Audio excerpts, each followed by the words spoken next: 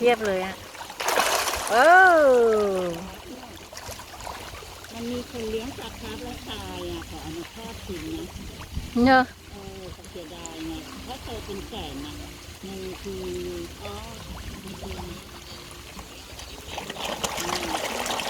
เป็นลูกจานเยอะมากเลยอ่ะ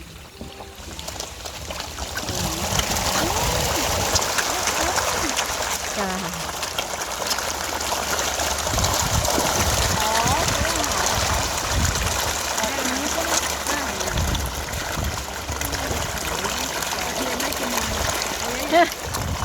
ตะเพียนโอ้ดูน้ำตะเพียนด้วยตาย